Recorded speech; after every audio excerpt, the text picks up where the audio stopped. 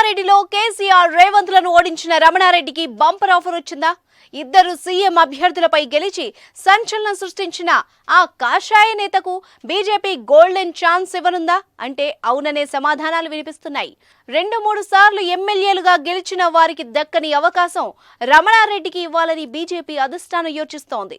ఇప్పటికే 2 ముఖ్యమైన పనులను అప్పగించిన బీజేపీ మరో కీలక పదవి ఇవ్వనున్నట్టు సమాచారం. గజం కేవలం 15,500 రూపాయలతో 150 గజాల భూమి కేవలం 23 లక్షలు మాత్రమే.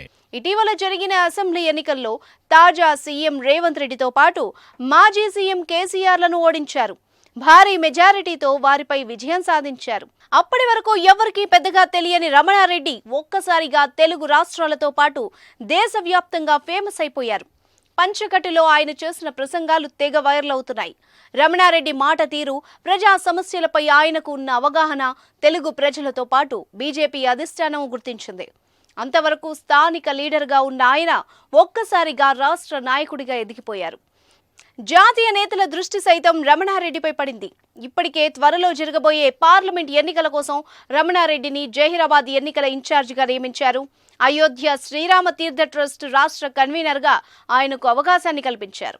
తాజాగా మరో గిఫ్ట్ను సైతం బీజేపీ అగ్ర నాయకత్వం రెడీ చేసినట్టు తెలుస్తోంది. త్వరలోనే బీజేపీ శాసనసభాపక్ష నాయకునిగా నియమించాలన్న ఆలోచన చేస్తున్నట్టు సమాచారం.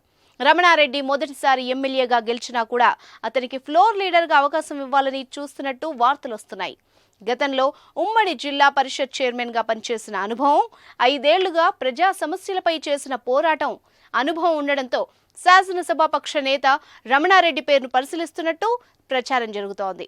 ఇటీవల అసెంబ్లీ ఎన్నికల్లో బీజేపీ నుంచి ఎమ్మెల్యేలుగా గెలుపొందిన వారిలో గోషామహల్ ఎమ్మెల్యే రాజాసింగ్, నిర్మల్ ఎమ్మెల్యే మహేశ్వర్ రెడ్డి మినహా మిగిలిన వాళ్లందరూ కొత్తగా గెలిచిన ఎమ్మెల్యేలే. దీంతో మొదట రాజాసింగ్, మహేశ్వర్ రెడ్డి మధ్య శాసనసభాపక్ష నేత రేసులో ఉన్నారని అంతా భావించారు. ఇప్పుడు రమణారెడ్డి కూడా రేసులోకి రావడం ఆసక్తి రేపుతోంది.